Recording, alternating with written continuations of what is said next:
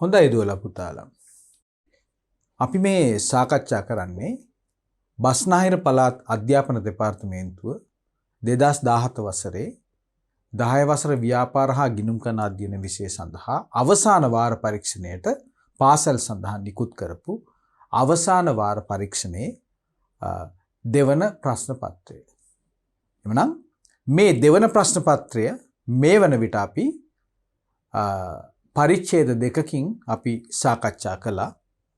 ඔයගොල්ලෝගේ මතකය අවදි කළොත් අපි අවසානයේට සාකච්ඡා කළේ මේ දෙවන ප්‍රශ්න පත්‍රයේ 2017 වසරේ ඒකේ ව්‍යාපාර අධ්‍යයන කොටස ඒ සඳහා අපට ප්‍රශ්න 3ක් ලැබෙන ප්‍රශ්න පත්‍රයේ දෙවන ප්‍රශ්න පත්‍රයේ පළවෙනි කොටස තමයි අපි අවසාන සාකච්ඡාවෙන් සාකච්ඡා කරලා අවසන් කරේ. අපි එහෙමනම් පොරොන්දු වෙච්ච විදිහට මේ ප්‍රශ්න පත්‍රයේ දෙවන කොටසේ දෙවන කොටස ප්‍රශ්න පත්‍රයේ දෙවන කොටසේ දෙවන කොටස එනම් ගිණුම් කරන ආශ්‍රිත ගිණුම් කරන ආශ්‍රිතව අපිට ප්‍රශ්න 3ක් ලැබෙන අවසාන කොටස තමයි දෙවන කොටස කියලා කියන්නේ. ලකුණු 12ක් ලැබෙනවා එක ප්‍රශ්නයකට.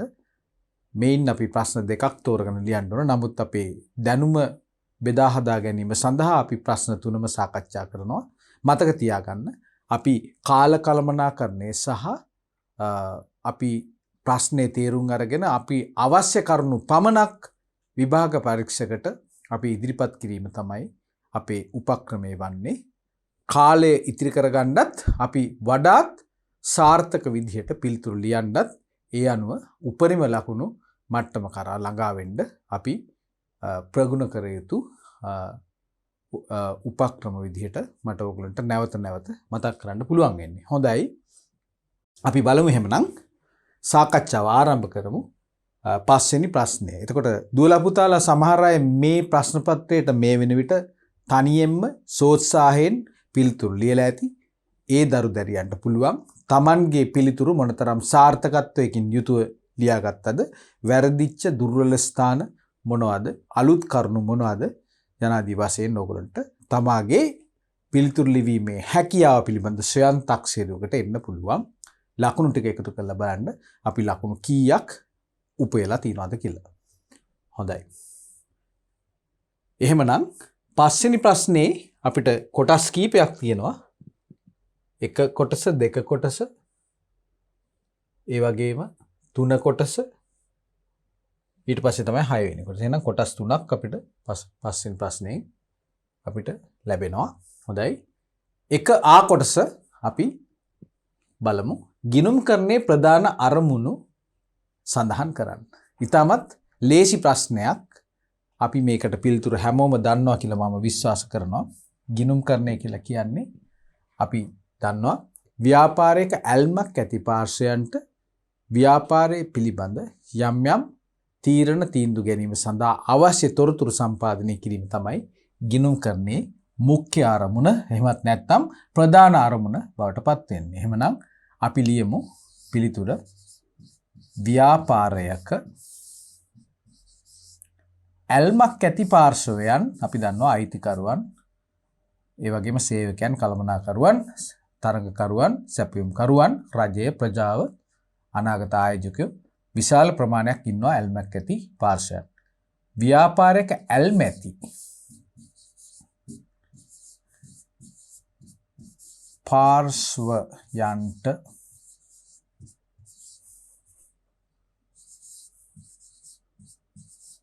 ව්‍යාපාරය පිළිබඳ තීරණ ගැනීම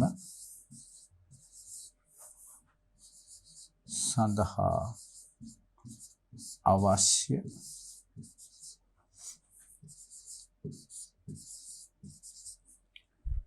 මූල්‍ය තොරතුරු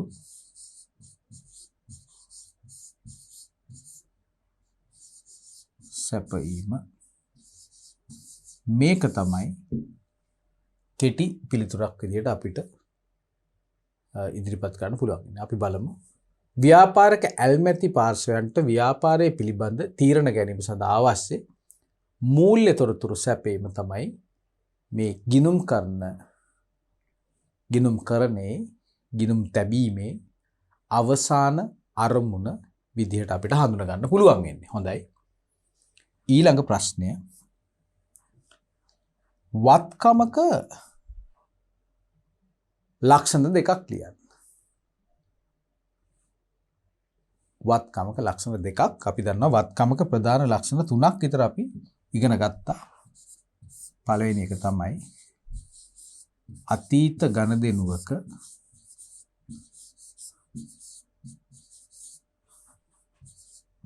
ප්‍රතිඵලයක්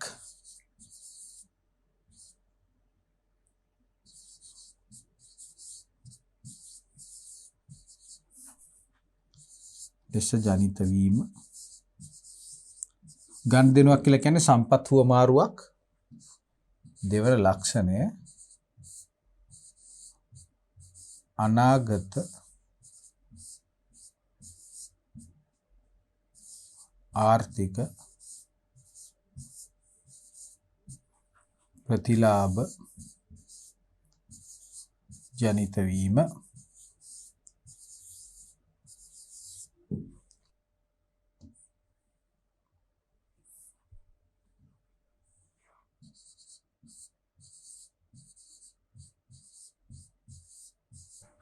වත්කම ව්‍යාපාරේ පාලනයට යටත්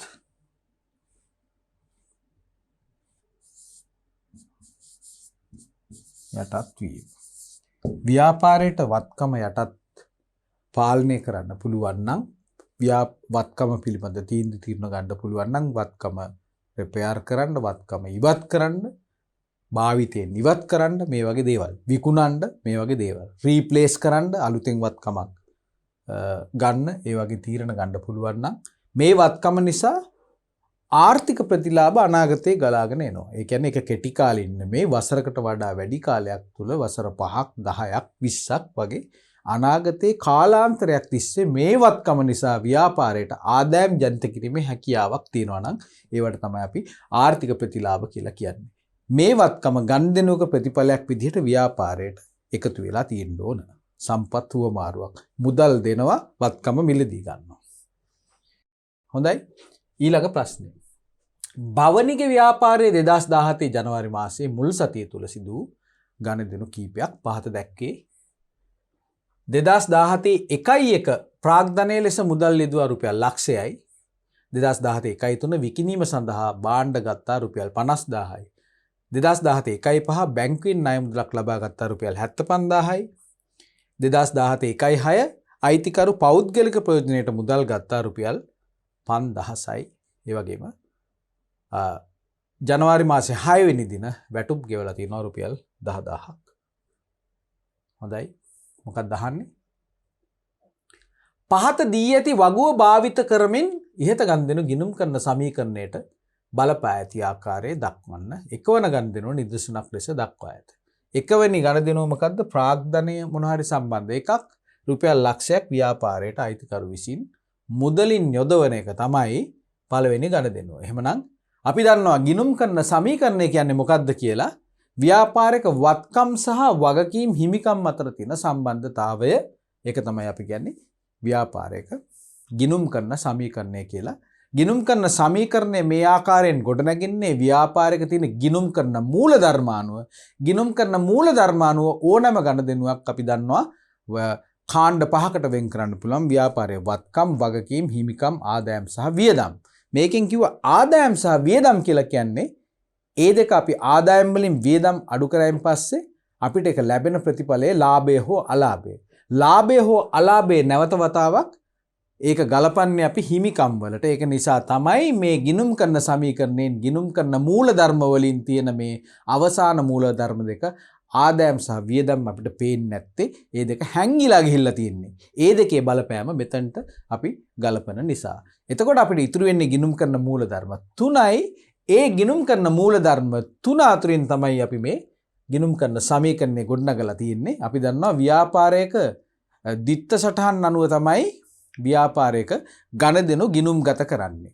දිත්ත සටහන් අනුව ගණදෙනු ගිණුම් කත කිරීම නිසා හැම ගණදෙනුවක්ම තැන් දෙකක හර සහ බැර වශයෙන් සටහන් වෙනවා. ඒක නිසා ඒ හර සහ බැර වශයෙන් සටහන් වෙන ඒ ගණදෙනු වර්ග කරොත් එක්ක ඒවා වත්කම් වෙන්න පුළුවන්, හිමිකම් වෙන්න පුළුවන්, වගකීම් වෙන්න පුළුවන්. ඒක නිසා දිත්ත සටහන සමහර වෙලාවට වත්කම් ඇතුළෙම තියෙන්න පුළුවන් හර බැර.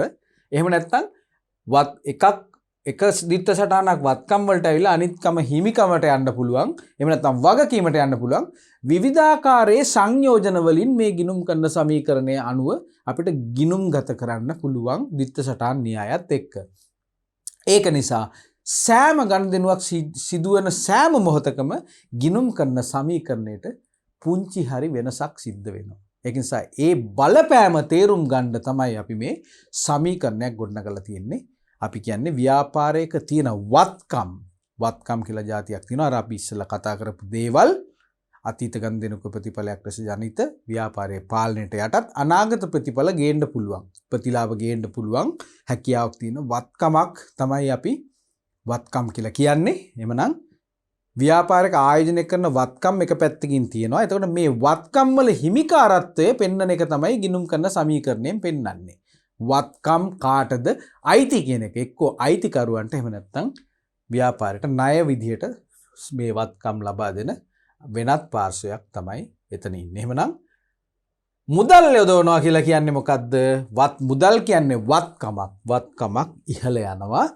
වත්කමක් හර වෙනවා. ඒක තමයි අපි මේ එකතු කරලා පෙන්නන්නේ ලක්ෂය. ඒතකොට ඒක කාටද අයිති? හිමිකම. ව්‍යාපාරයට ප්‍රාග්ධනයේ විදියට මුදල් ගෙනාවොත් අයිතිකරුගේ හිමිකම තමයි ඒ ප්‍රමාණයෙන් වැඩි වෙන්නේ ඉහළ යන්නේ. ඒක හන්ද තමයි මේ අවස්ථාවේදී ගිණුම් කරන සමීකරණයට ඇති වෙන බලපෑම වත්කම් ඉහළ යනවා රුපියල් ලක්ෂයකින්, වගකීම් ඉහළ යනවා ලක්ෂයකින්. එහෙමනම් අපි අනෙකුත් ගණදෙනු ටික අපි දැන් බලමු කොහොමද ලකුණු කරන්නේ කියලා. 1.3 වෙනි දින විකිණීම සඳහා රුපියල් 50000ක භාණ්ඩ ගන්නවා. 1.3. එහෙමනම් දෙවෙනි ගණදෙනුව. එහෙමනම් මොකද්ද සිද්ධ වෙන්නේ?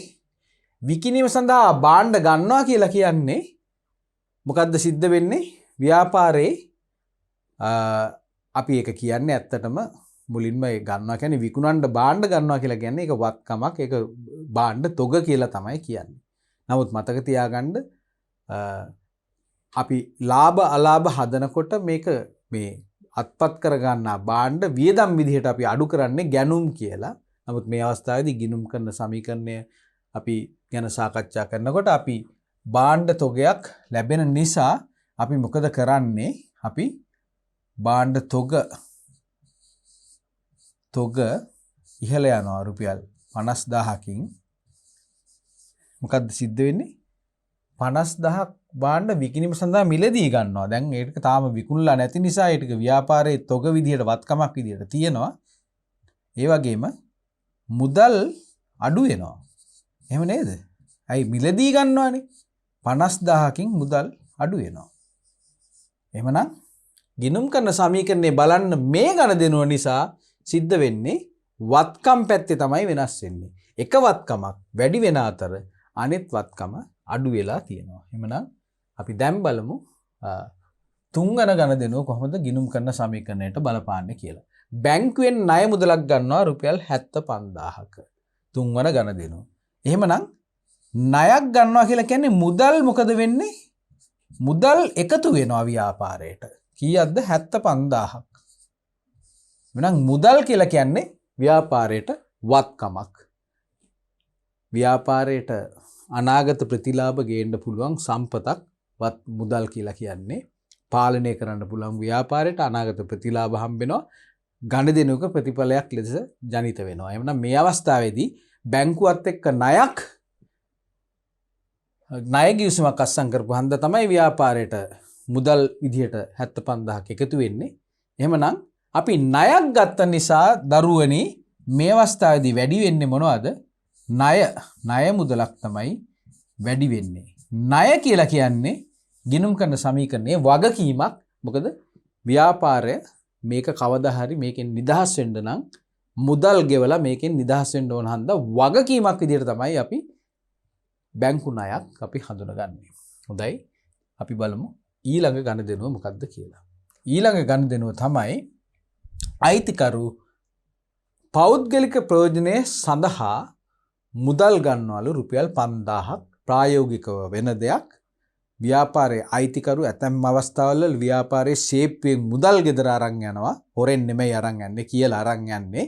බාණ්ඩත් ගන්නවා. මොකද තමාගේ ව්‍යාපාරය නිසා. ඒවට අපි කියන්නේ ගැනිලි කියලා. ගැනිලි කියලා. එතකොට මෙහෙම දෙයක් සිද්ධ වුණොත් ඒක ඇත්තටම අර ව්‍යාපාරිකයා ව්‍යාපාරයේ ආයෝජනය කරපු මුදල ආපහු තමාගේ සාක්කුවට දාගත්තා වගේ වැඩක් තමයි මෙතන සිද්ධ කරන්නේ. මොකද ඒකෙන් ව්‍යාපාරයට වෙනත් ප්‍රතිලාභයක් ලැබෙන්නේ නැහෙනි. අපි ආයෝජනය කරනකොට අපි කරන්නේ ව්‍යාපාරයේ වත්කම් වැඩි වෙලා අපේ හිමිකම වැඩි වෙනවා අනිත් පැත්තෙන්. අයිතිකාරයාගේ අයිතිකාරත්වය. ඒක තමයි ගිණුම් කරන සමීකරණයට ආයෝජනය කරනකොට දාන්නේ. ඒතර ගැනිලි කියලා කියන්නේ පුද්ගලික පරිවර්තනය සඳහා අර ආයෝජනය කරපු මුදල් ආපහු ගත්තා හා සමානයි. ආයෝජනය කරපු මුදල් ආපහු ගන්නවා කියලා කියන්නේ හිමිකම නම් අඩු වෙන්න ඕනේ එමනම්. හිමිකම අඩු වෙන්න ඕන 5000කින් මුදල් ගත්ත නිසා මුදල් කියන වත්කමත් අඩු වෙන්න ඕනේ. එහෙමනම් හතරවෙනි එක නිසා රුපියල් 5000 නිසා මුදල් අනිවාර්යෙන්ම අඩු වෙනවා රුපියල් 5000කින්. ගැනිලි කියලා කියන්නේ මුදල් ගැනිලි. එහෙම නේද? ගැනිලි මුදල් ආකාරයෙන් ගත්තේ. එහෙමනම් අනිත් පැත්තෙන් රුපියල් 5000ක් ගැනිලි කියලා අපි අයිතිකරුගේ හිමිකමත් අපි 5000කින් අඩු කරලා දානවා. එහෙමනම් හරබැර එන්ට්‍රීස් දෙක සමාන වෙනවා. හොඳයි. අපි බලමු අවසාන ගණදෙනුව මොකක්ද කියලා. මොකක්ද ජනවාරි මාසේ 6 වෙනිදා වැටුප් ගෙවනවා. මොකද්ද මේ ගිණුම් කරන සමීකරණේ කොතනටද මේ ගෙවීම බලපාන්නේ? ඕගොන්ට මම මොහොතකට ඉස්සෙල්ලා කිව්වා ගිණුම් කරන මූලධර්ම 5යි ගිණුම් වර්ග 5යි අන්තිම දෙක ආදායම් සහ වියදම් කියලා. ආදායම් සහ වියදම් අපි කොතනටද ගලපනවා කියලා කිව්වේ? මං කිව්වා ආදායමක් තියෙනවා නම් හිමිකම වැඩි වෙනවා, වියදමක් තියෙනවා නම් හිමිකම අඩු වෙනවා කියලා. එහෙමනම් මේ වැටුප් ගෙවුවා කියන එක එහෙනම් හිමිකමට තමයි අපි ගලපන්නේ. අනිත් පැත්තෙන් වැටුප් ගෙවනකොට මුදල් සම්පත රුපියල් 10000ක් ඉවත් වෙන නිසා අපි මෙහෙම පෙන්නනවා මුදල් වලින් අඩු වෙනවා රුපියල් 10000ක් මේ ආකාරයෙන් මයිනස් ඍණ මොනවද මුදල් තමයි අඩු වෙන්නේ. මුදල් කියන වත්කම අඩු වෙන්නේ. හිමිකම අඩු වෙන්නේ වැටුප් විදිහට.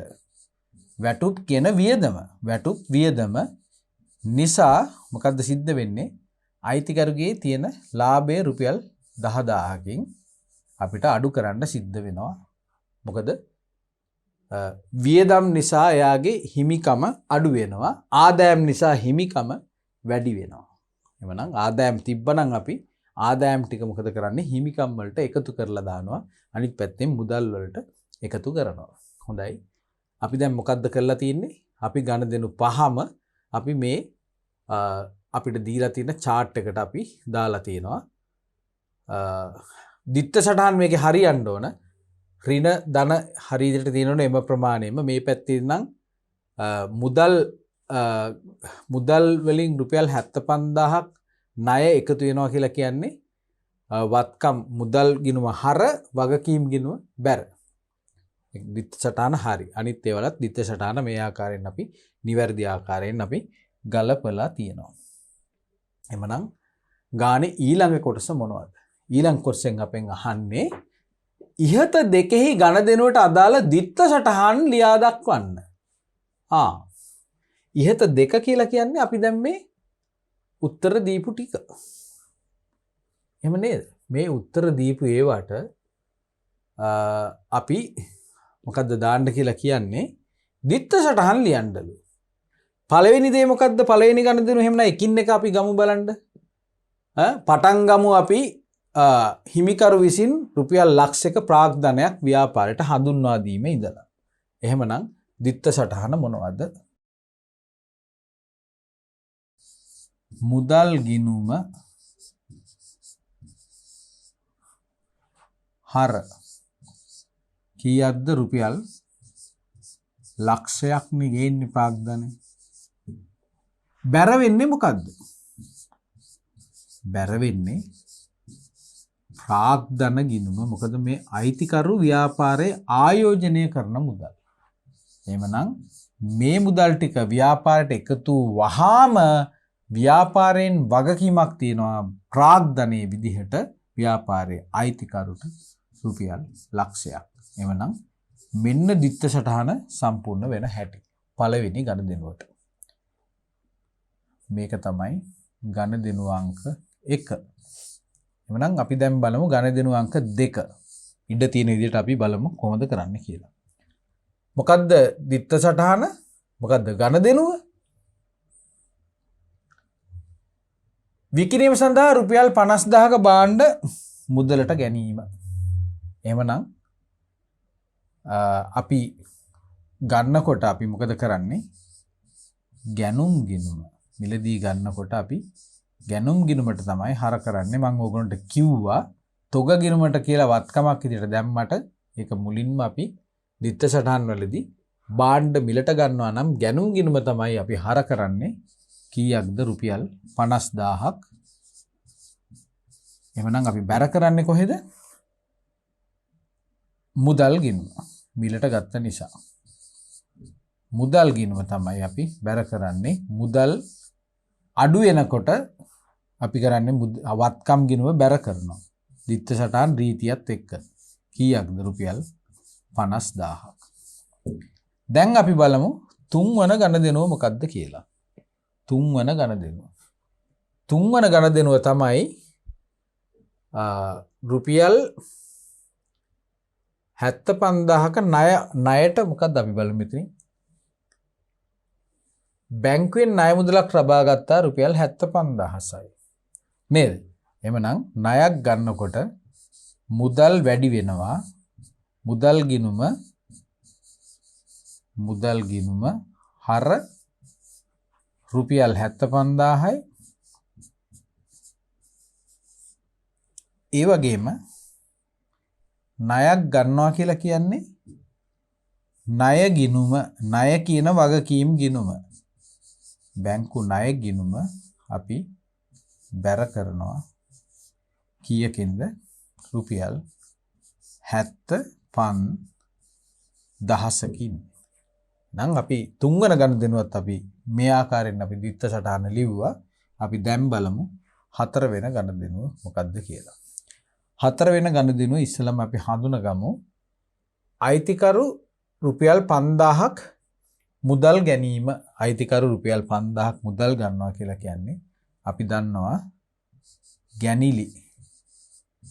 ගැනිලි කියන ගිණුම තමයි අපි ඉස්සෙල්ලාම හර කරන්නේ. අන්තිමට තමයි හිමිකමට එක ගලපන්නේ. ගන්න අවස්ථාවේදී ගැනිලි ගිණුම හර කීයක්ද? රුපියල් 5000යි. 5000ක් ගන්නෙ මොනවද? මුදල් නිගන්නේ. එහෙම නේද? එහෙනම් මුදල් බැර වෙනවා. මුදල් අඩු වෙනවා කියලා කියන්නේ මුදල් ගිණුම බැර වෙනවා රුපියල් 5000කින්. ඊළඟට අපි බලමු අවසාන ගණදෙනුව වැටුප් ගෙවුවා රුපියල් 10000යි. නේද? රුපියල් 10000ක වැටුප් ගෙවීම අපි පස්වෙනි ගණදෙනු විදිහට මෙතනින් අපි බලමු මොකද කරන්නේ. වැටුප් කියන වියදම් ගිණුම වැටුප් ගිණුම අපි හර කරනවා රුපියල් 10000කින්. ඒ වගේම වැටුප් ගෙවනවා කියලා කියන්නේ මුදල් ගිණුමෙන් මුදල් ඉවත් වෙනවා. ඒ කියන්නේ මුදල් ගිණුම ඉවත් වෙනවා කියලා කියන්නේ දරුවනේ ඒක බැර කරනවා කියන එක තමයි දිත්ත සටහන් රීතියත් එක්ක අපි කියන්නේ. රුපියල් 10000ක් එමනම් මුදල් කියන වත්කම් ගිණුම බැර කරනවා මුදල් අඩුවීම පෙන්වන්න ඕන නිසා. හොඳයි. අපි දැන් මේ කරේ මොකද්ද? මේකේ තුන්වෙනි කොටසෙන් අපිට කියන දිත්ත සටහන් ටික ලියන්න කියලා. අපිට දැන් පුළුවන් 6 වෙනි ප්‍රශ්නෙට යොමු වෙන්න. හොඳයි. අපි බලමු 6 වෙනි ප්‍රශ්නය මොකක්ද කියලා. පළවෙනි කොටස. සඳකැලුම් ව්‍යාපාරයේ 2017 3.31 වන දිනට බැංකු ගිණුමේ හර ශේෂය. අපි දන්නවා බැංකු ගිණුම කියලා කියන්නේ වත්කම් ගිණුමක්. සාමාන්‍යයෙන් තියෙන වත්කම් ගිණුමක හර ශේෂයක්. එතකොට ඒක වම් පැත්තේ තමයි තියෙන්නේ ගිණුමේ. 30000ක ශේෂයක් තියෙනවා මොකේද? ව්‍යාපාරය ඇතුලේ තියෙන බැංකු ගිණුමේ රුපියල් 30000ක වාසිදායක ශේෂයක්. මතක තියාගන්න. ඒ එදිනට බැංකු ප්‍රකාශයේ සඳහන් වූ ශේෂයට වෙනස් විය.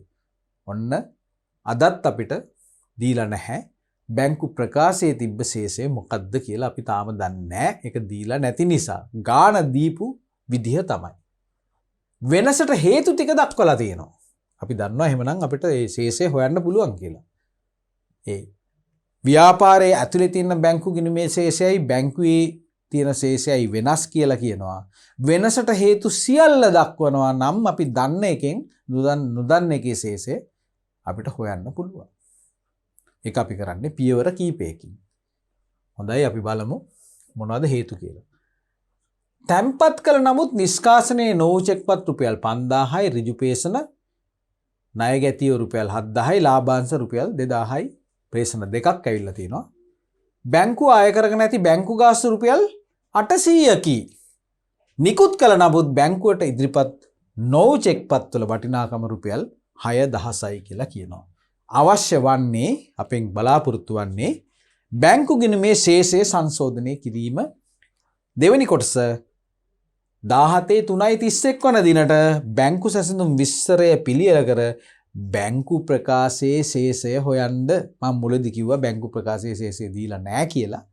අපි වෙනසට හේතු ටික ඔක්කොම දක්වනවා නම් දන්නවනම් අපිට පුළුවන් බැංකු ප්‍රකාශයේ තිබ්බ ශේෂය මොකක්ද කියලා අපිට ඔප්පු කරන්නත් පුළුවන්. අපි බලමු ඒක කොහොමද කරන්න කියලා. අපි දන්නවා මේ වගේ ගනුදෙනුවක් ආවෙන් පස්සේ අපි පියවර දෙකකින් තමයි ඒක කරන්නේ. මතක තබා ගැනීම සඳහා මොකද්ද පියවර දෙක? පළවෙනි දේ තමයි අපි දන්නවා ව්‍යාපාරය ඇතුලේ තියෙන බැංකු ගිණුමේ ශේෂය අපි හඳුන ගන්න ඕන. එතනින් අපි වැඩේ පටන් ගන්න ඕන. ඒ වගේම අපි මුලින්ම කරන්නේ අපි දන්නවා සමහර ගණදෙනු සිද්ධ වෙලා තියෙනවා බැංකුව විතරයි දන්නේ.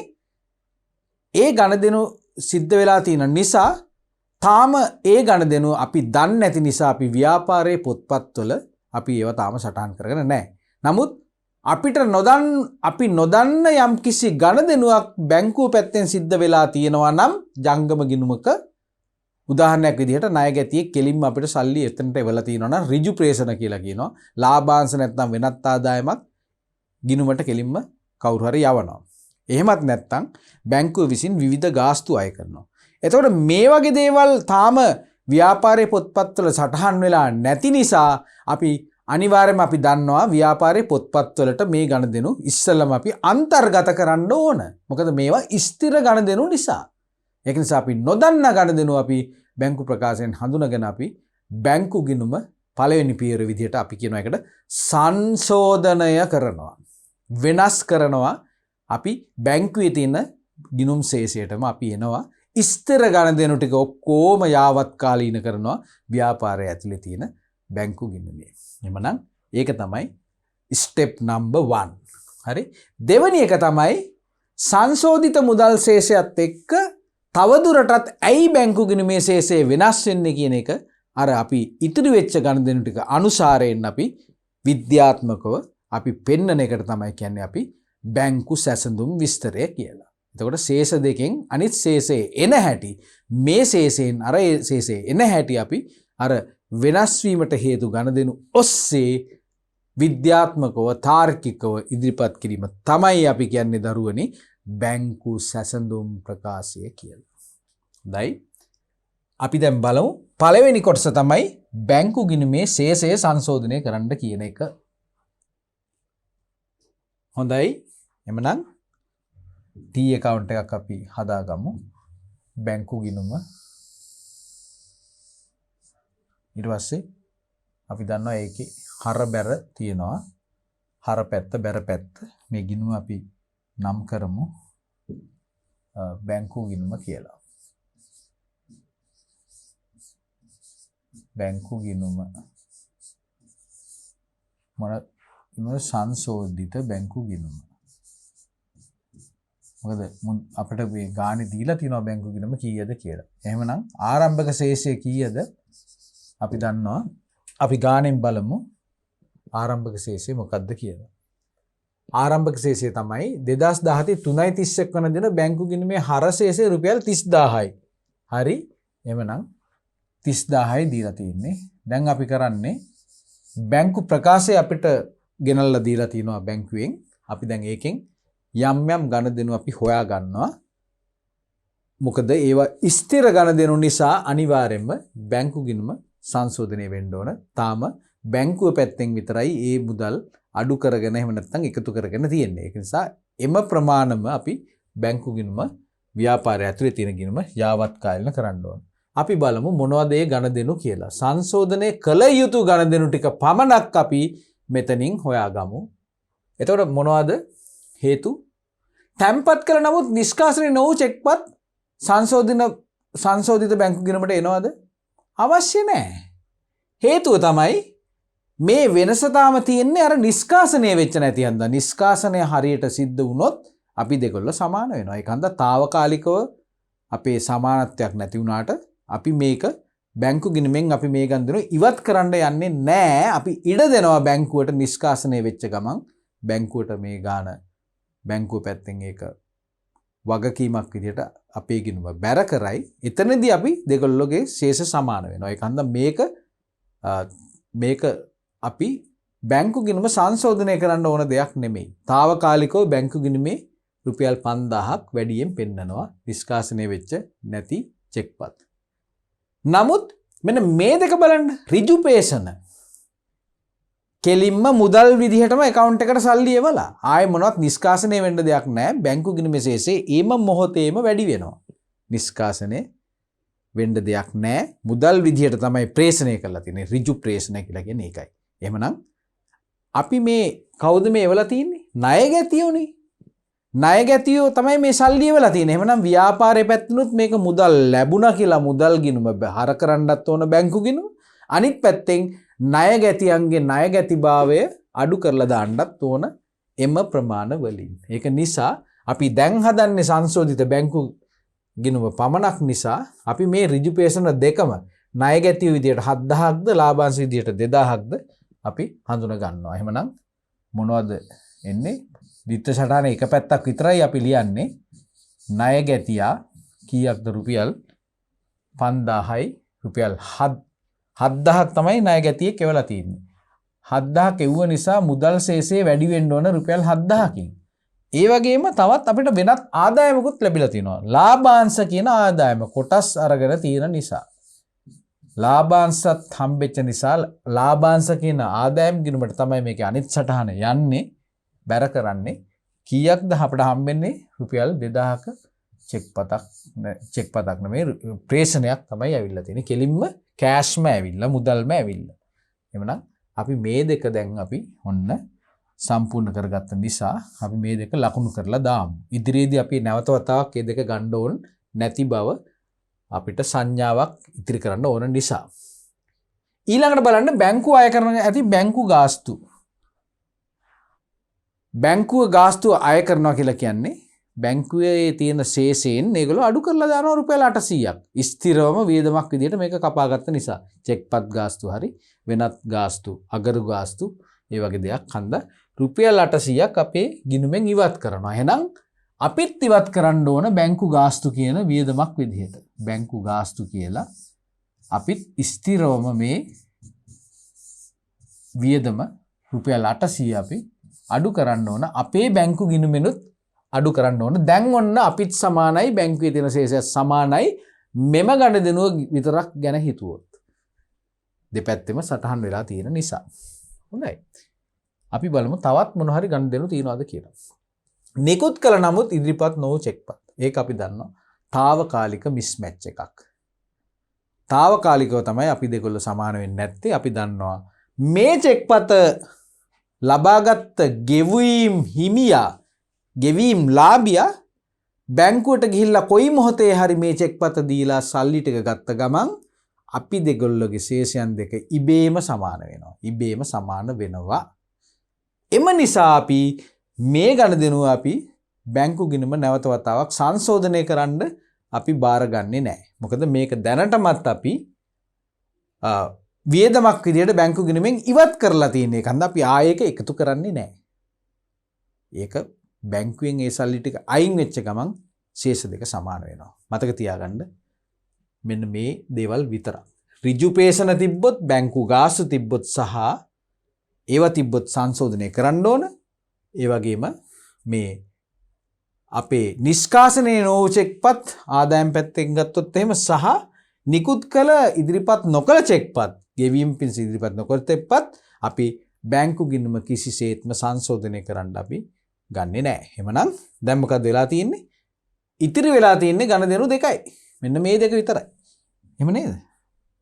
මතක තියාගන්න මෙන්න මේකයි මේ 6000යි විතරයි ඉතිරි වෙලා තියෙන්නේ.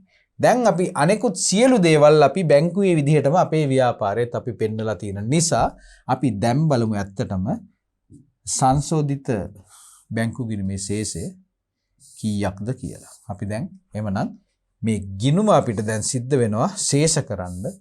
වැඩි පැත්ත මේ පැත්ත 39000යි. වැඩි පැත්ත 39000ක් නිසා අපි ඒ පැත්තෙන් වැඩේ පටන් ගමු එකතුව 39000යි කියලා. 39000 මම මෙතනට ගේනවා 39000යි. එහෙමනම් කීයක්ද ශේෂය පහලට ගෙනියන එක? බැංකු ගාස්තු ඉවත් වෙන නිසා ශේෂය පහලට ගෙන ගියා කීයක්ද? 38200යි. 38200යි. එතකොට තමයි අපේ ශේෂය 38200යි. මේක තමයි සංශෝධිත බැංකු ගිණුමේ ශේෂය.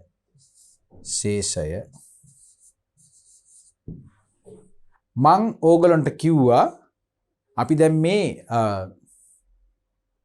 බැංකු ගිණුමේ ශේෂයනේ අපෙන් දැන් මේ ගානෙන් අහන්නේ. බැංකු සැසඳුම පිළියෙල කරලා බැංකු ප්‍රකාශය අනුව ශේෂය හොයන්න කියලා කියන්නේ. හරි. එතකොට අපි දැන් මුදල් පොතේ ශේෂය හරි ශේෂය අපි දැන් හොයාගෙන තින්නේ නිවැරදි ශේෂය.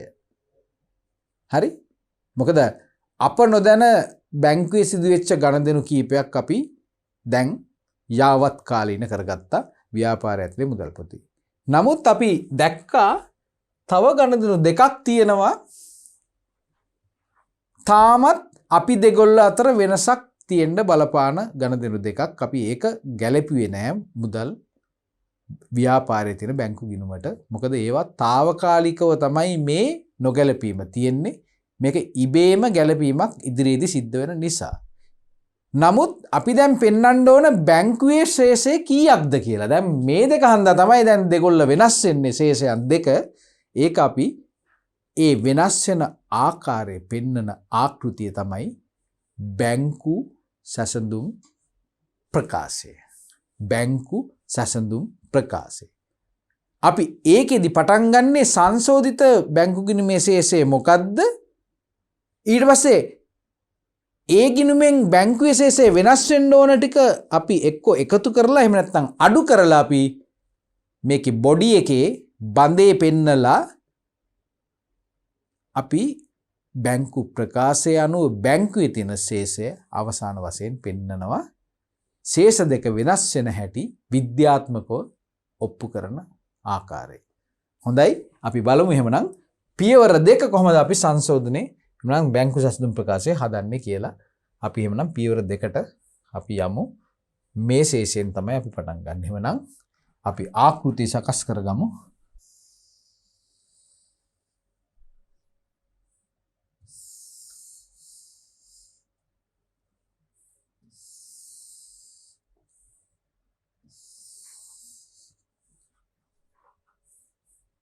අපි දැන් මේකේ බලමු මේ කාගේ ව්‍යාපාරයේද මේක? සඳකැලුම් ව්‍යාපාරය 2017 3:31 වන දිනට බැංකු සැසඳුම් ප්‍රකාශය. අපිට ඕනනම් මෙතනත් දාන්න පුළුවන් සඳකැලුම්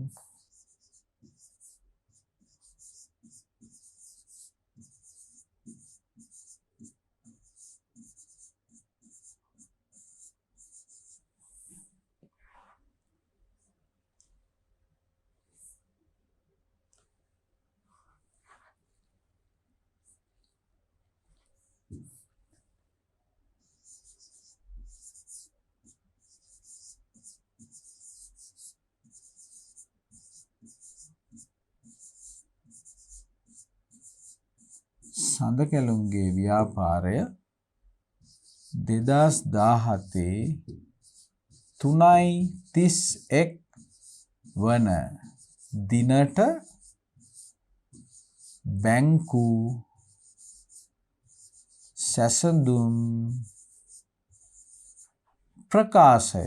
මේක තමයි අපි හදන ලේඛනය. එහෙමනම් දුවලා පුතාලා අපි කිව්ව විදිහට මේක පටන් ගන්න අපි කොතනින්ද? සංශෝධිත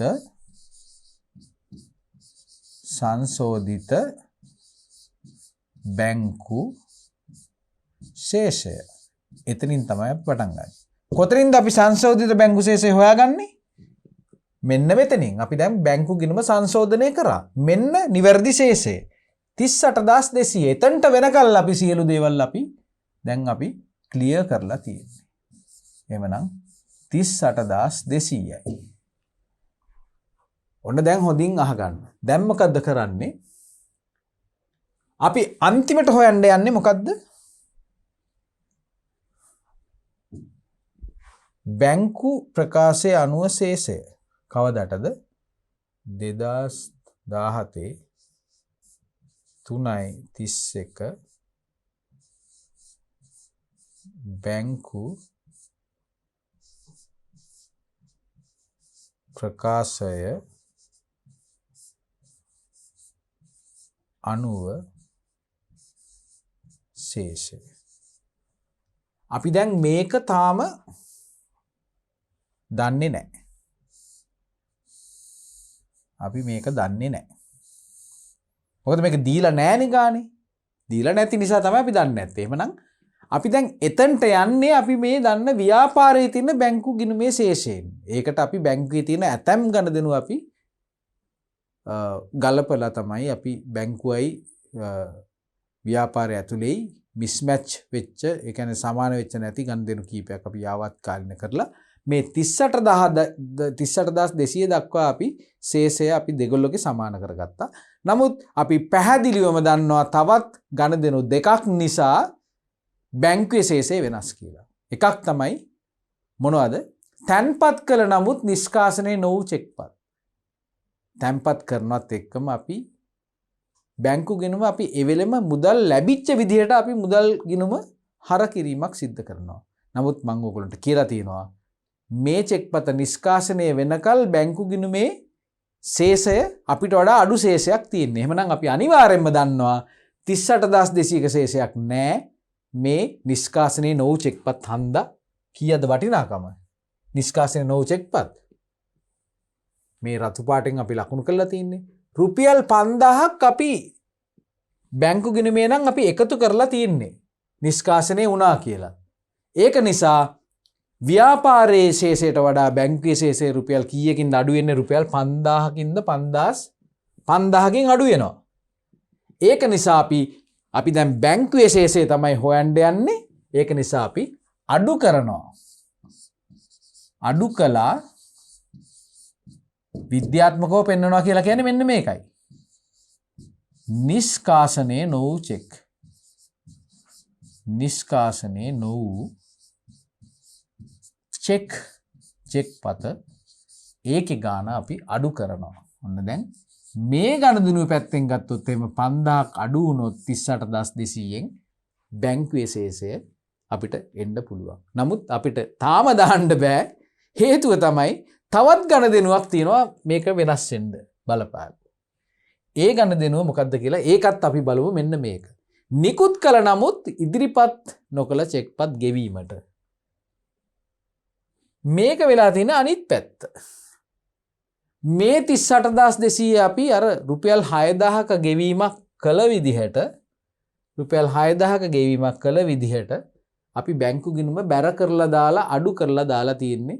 නමුත් මේ චෙක්පත තාම ඒක ගත්ත එක්කෙනා තාම මේ බැංකුවෙන් මේ සල්ලි ටික ඉල්ලගෙන නැති නිසා හරි විදිහට නම් 38200ට 6000ක් එකතු කරායින් පස්සේ කීයක් තියෙන්න ඕනද? 44200ක් ඇත්තටම සල්ලි තියෙනවා බැංකුවේ. 44200ක් නේද? එහෙනම් අපි බැංකුවේ ශේෂනේ හොයන්න යන්නේ. එහෙනම් අපි මොකද කරන්නේ? එකතු කරනවා. බැංකුවේ ශේෂය හොයන්න නිසා අපි එකතු කළා මොකද්ද? ගෙවීමට ඉදිරිපත් නොවූ චෙක්. ගෙවීමට ඉදිරිපත් නොවූ චෙක් පත් කියලා. අපි මේ තිරීම අපිට ඕනනම් දාගන්න පුළුවන් එක. අපි මොකද්ද කරන්නේ රුපියල් මං හිතන්නේ 6000ක් තමයි මට මතක හැටියට රුපියල් 6000ක්. එහෙම නේද? ඕනනම් අපිට මේක తాවකාලිකව අපි 38200න් 5000ක් අඩු වුණා කියලා කියන්නේ 23200යි. 33200යි. එහෙම නේද? 5යි 3යි 8යි 3යි 33200යි. දැන් අපි කරන්නේ මොකද්ද? රුපියල් 6000ක් අපි දන්නවා අපි ඒක එකතු කරනවා. තාම මේක ගෙවලා නැහෙනේ. බැංකුවට ඉදිරිපත් කළා නැති නිසා බැංකුවේ වැඩි ශේෂයක් තියෙනවා. එහෙනම් ඒ වැඩි ශේෂය හොයන්න අපි 6000ක් එකතු කරනවා 39200යි. දැන් මොකද්ද සිද්ධ වුනේ? බැංකු ප්‍රකාශය අනුව ශේෂය 39200යි. එහෙනම් දැන් මොකද වෙලා තින්නේ? අපේ බැංකු ගිණුමේ ශේෂය 38200යි. බැංකු ප්‍රකාශය අනුව 3.31 වන දිනට ශේෂය 39200යි. ඒක වෙනස් වෙන හැටි සංසන්දනය කරලා පෙන්නනවා විද්‍යාත්මකව මෙන්න මේ විදිහට. ඕකට තමයි බැංකු සැසඳුම් ප්‍රකාශය කියලා අපි හඳුන්වන්නේ. හොඳයි. අපි දැන් ඊළඟ ප්‍රශ්නේ එකට යොමු වෙමු. දෙවන කොටස. දර්ශනගේ ව්‍යාපාරයේ 2017 පෙබරවාරි මාස සිදු වූ ගනුදෙනු පහත දක්වා ඇත. අපිට ටේබල් එක දීලා තියෙනවා. දිනය ඉන්වොයිස් අංකය සැපයුම්කරු ඉන්වොයිසියේ සඳහන් සුද්ධ අගය ඒ කියන්නේ වට්ටම් ගැලපීමෙන් පසු අගය තමයි පෙන්නලා තියෙන්නේ වෙළඳ වට්ටම්. හොඳයි. මොනවද ගනුදෙනු ටික? පෙබරවාරි මාසයේ 10 වෙනිදා ඉන්වොයිස් අංක 50 යටතේ රොහාන් කියන සැපයුම්කරුගෙන් 12750ක භාණ්ඩ ණයට අරන් තියෙනවා. ණයට ගැනීම. හොඳයි. ඊළඟ එක මොකද්ද? 2017 2.15 ඉන්වොයිස් අංක 160 සරලාගෙනොත් අපි 7500ක් භාණ්ඩ අරන් තියෙනවා සැපයුම් කරුවෙක් නැවත වතාවක් 2017 2.20 වෙනි දින අවසාන වශයෙන් පෙරේරා කියන සැපයුම් කරුවෙන් 8250ක සුද්ධ වටිනාකමක් තියෙන භාණ්ඩ මිලදී අරන් තියෙනවා. අවශ්‍ය වන්නේ ඊට තොරතුරු ඇසුරින් ගැනුම් ජර්නලයේ පිළියෙල කිරීම, අදාළ ලෙජර් ගිණුම් වල සටහන් කිරීම. අදාළ ලෙජර් ගිණුම් වල සටහන් කිරීම. හොඳයි. අපි එහෙමනම් මුලින්ම ආකෘතිය සූදානම් කරමු. ගැනුම් ජර්නලයක් තමයි අපිට මේ අවස්ථාවේදී සකස් කරන්න තියෙන්නේ. අපි එහෙමනම් අපි දිනෙන් පටන් ගන්නවා. මෙන්න දිනය ඉන්වොයිස් අංකය මෙන්න සැපයුම්කරු ලෙජරේ පෙන්නන ලෙජර් පිටු අංකය සහ වටිනාකම. එhmenan මෙන්න මේක තමයි ගැනුම් ජර්නලයේ ආකෘතිය. අපි මේකට කියනවා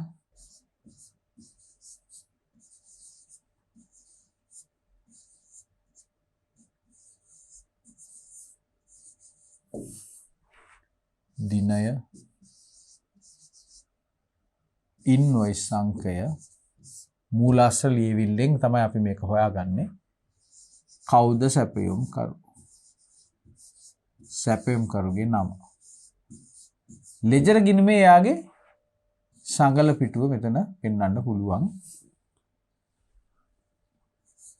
සංගල පිටුව වටිනාකම මතක තියාගන්න සුද්ධ අගය තමයි අපි මෙතනදී ගන්න. එහෙමනම් අපි දැන් බලමු ගණදෙන ටික ලකුණු කරන්න. 2017 2.10 ඉන්වොයිස් අංක 50 රොහාන් 12750යි 2.10 50 රොහාන් 12700යි.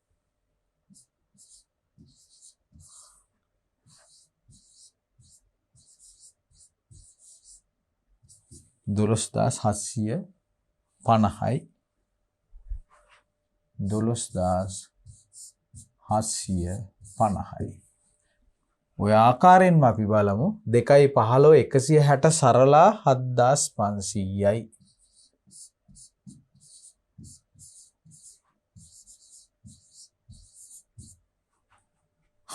ගාන 1500යි. sorry 7500යි. 7500යි. තුන්වෙනි ගණදෙනුව 2.20 110 පෙරේරා 8250යි.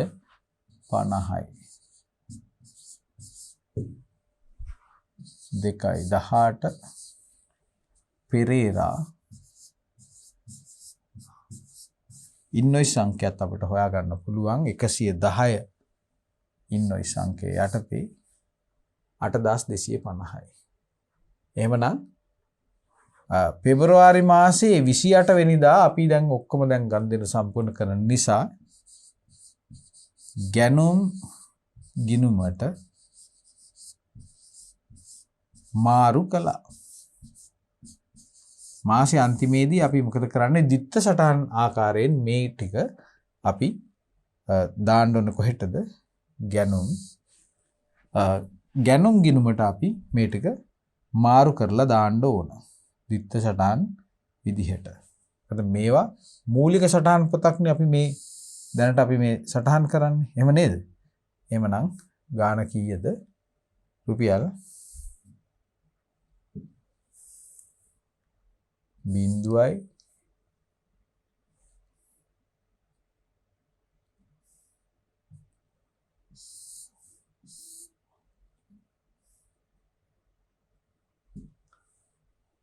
5යි 5යි 10න් බිඳුව ඉතිරි 1යි 8යි 5යි 13යි 15න් 5 ඉතිරි 1යි 3යි 10යි 18න් 8 ඉතිරි 1යි 2යි 28500යි 12000යි 19750යි 20250යි 20500යි 28500යි. හොඳයි. අපි තහවුරු කරගත්තා මේකේ ගැනුම් ගිණුම හරි කියලා. එහෙමනම් අපි මං හිතන්නේ අපි ගානේ පළවෙනි කොටසෙන් අපෙන් අහන්නේ ගැනුම් ජර්නලය. ගැනුම් ජර්නලය කියලා අපි දැන් දාලා තියෙනවා. ඔක්කොම හරි. කාගේ ව්‍යාපාරයේද? දර්ශනගේ ව්‍යාපාරේ. දර්ශනගේ ව්‍යාපාරේ.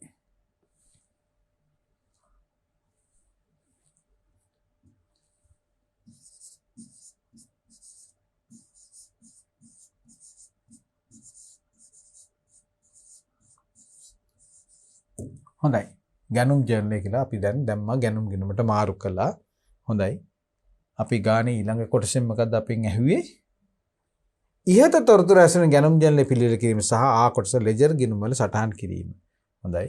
අපි දැන් ලෙජර් ගිණුම් වලත් සටහන් කරන්න බලමු. ගැනුම් ගිණුම මෙන්න මේ ආකාරයෙන්. ගැනුම් ගිණුම අවශ්‍ය වෙනවා. ඊට පස්සේ අපි දන්නවා අපේ සැපයුම් කරුවෝ 3 දෙනෙක් ඉන්නවා. සැපයුම් කරුවෝ 3 දෙනෙක් ඉන්නවා. පළවෙනි සැපයුම් කරු මෙන්න මේ විදිහට අපි දාමු. මේ විදිහට වටිනාකම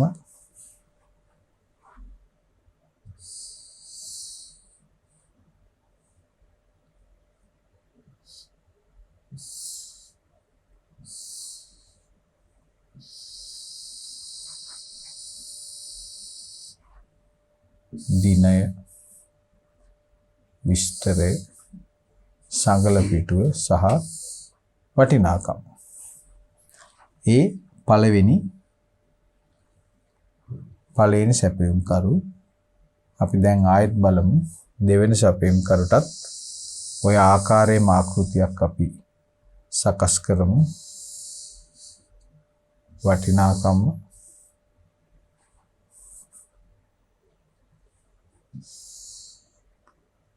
දිනය විස්තරය සංගල පිටුව වටිනාකම.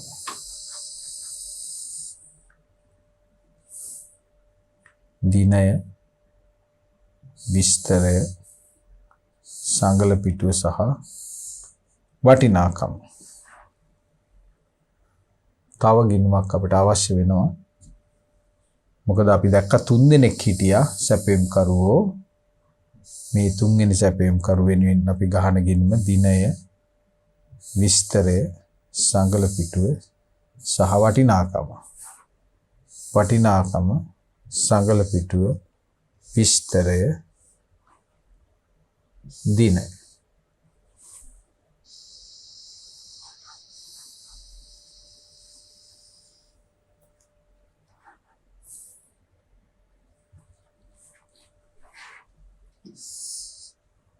දිනය, විස්තරය, සංගල පිටුව, වටිනාකම.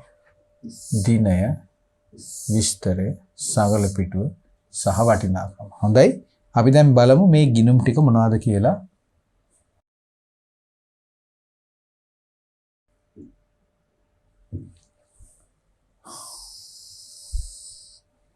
හොඳයි. ගිණුම් ටික නම් කරමු. පළවෙනි ගිණුම අපිට අවශ්‍ය වෙන ගැනුම් ගිණුම. ඊට පස්සේ අපි බලමු කවුද අපේ රොහාන්, සරලා සහ පෙරේරා. රොහාන්, සරලා සහ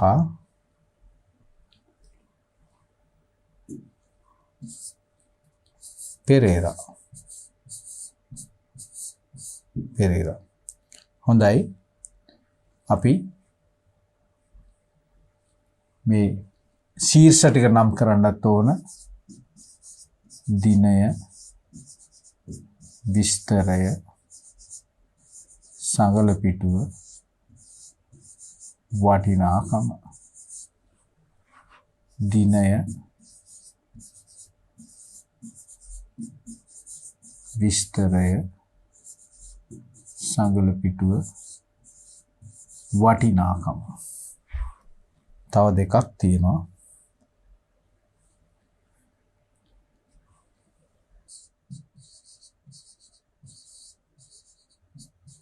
විස්තරය, සංගල පිටුව සහ වටිනාකම. දිනය, විස්තරය, සංගල පිටුව, වටිනාකම.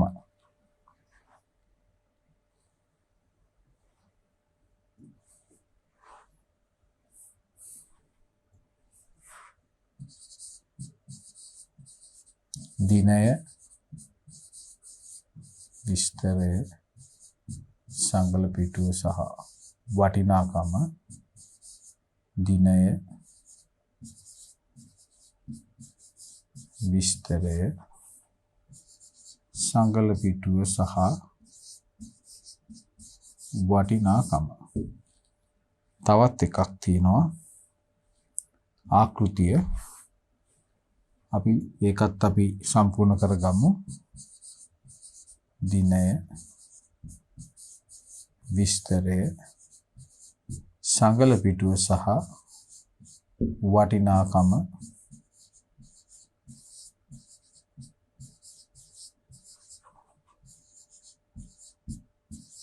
වටිනාකම. හරි. ආකෘති සියල්ල සූදානම්. අපිට දැන් තියෙන්නේ සරලවම ඉස්සෙල්ලම ගැනුම් ගිණුම අපි බලමු කීයක්ද ගැනුම් ගිණුමට මාස අන්තිමේ කවද්ද 2.28. 2.28. එහෙමනම්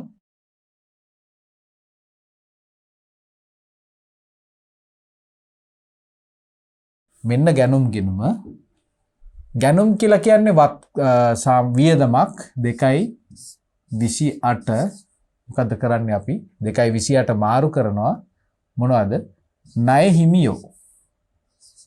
ණය හිමි ගිණුම් වලට තමයි මාරු කරන්නේ. අපිට ණය හිමි ඉන්නවා රොහාන්. ණය හිමි රොහාන් ඊට පස්සේ දෙවනියා සරලා සහ පෙරේරා. සරලා, පෙරේරා. පෙරේරා. හරි. එහෙමනම් මේ වටිනාකම් අපිට දාන්න පුළුවන් 12750යි 7500යි 8250යි. අපිට මේකේ සාරාංශය දැම්මත් අපිට ප්‍රශ්නයක් නැහැ. අපි සාරාංශය අපිට පුළුවන් මෙතනට ණය හිමියෝ කියලා 28500ක් අපිට ගැනුම් ගිණුමට අපි හර කරා. දැන් අපි කරන්නේ ඒ ගණදෙනු සිදුවෙච්ච දිනවලින්ම 2.10 රොහාන් 12750යි. 2.10 රොහාන් 12750යි මොකද්ද අනිත් ගිණුම ගැනුම් ගිණුම ඒක මේකේ ඇතුලේ තියෙනවා. මේ ආකාරයෙන් අපි බලමු සරලාගේ ගණදෙනුව මොකද්ද කියලා. සරලාගේ 7500යි 2.15 දෙකයි කවද්ද 2.15 ගැනුම් කියලා යන්නේ 7500යි. එමනම් තුන්වන ගණදෙනුව මොකද්ද? පෙරේරා 8250යි 2.18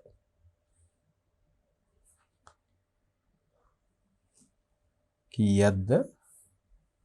8250යි 2.18 2.18 ගැනුම්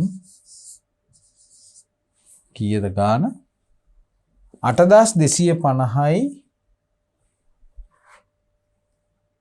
8250යි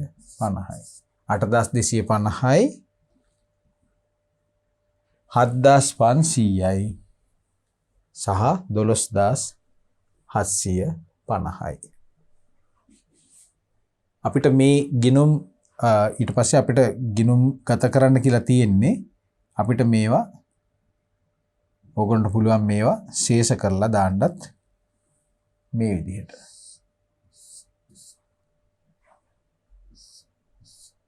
ණය හිමි ශේෂය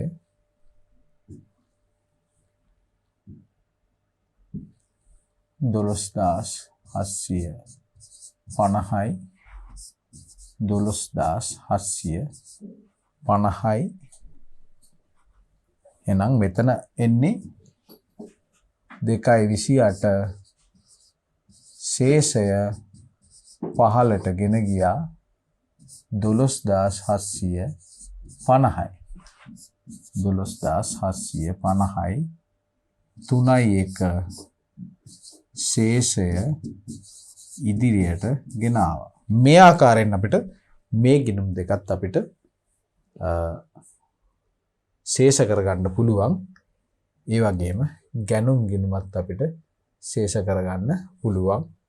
මේ පැත්තෙන් පටන් අරන් ඉදිරියට ගෙන ගියා ශේෂය 28500යි කියලා. අපි මේ සාකච්ඡා කරේ අපේ ප්‍රශ්නාංක 6 සඳකැලුම් ව්‍යාපාරයේ මේ බැංකු ගිණුම සම්බන්ධ ගාන සහ අපිට තිබ්බ ඊළඟට ගැනුම් ජර්නලයක් දෙවෙනි කොටස යාවත් කාලින කරන හැටි සහ ඒ ආශ්‍රිතව අපි කොහොමද ලෙජර් ගිණුම් නඩත්තු කරන්න කියලා. හොඳයි. එහෙමනම් අපිට තව තියෙනවා 7 වෙනි ප්‍රශ්නය සාකච්ඡා කරන්න. ඒක නිසා අපේ මේ පරිච්ඡේදය අපි මෙතකින් අපි නිමා කරනවා. මේ ප්‍රශ්න පත්‍රයේ අවසාන සාකච්ඡාව අපි ඊළඟ පරිච්ඡේදයෙන් අවසන් කිරීමේ බලාපොරොත්තු වෙනවා.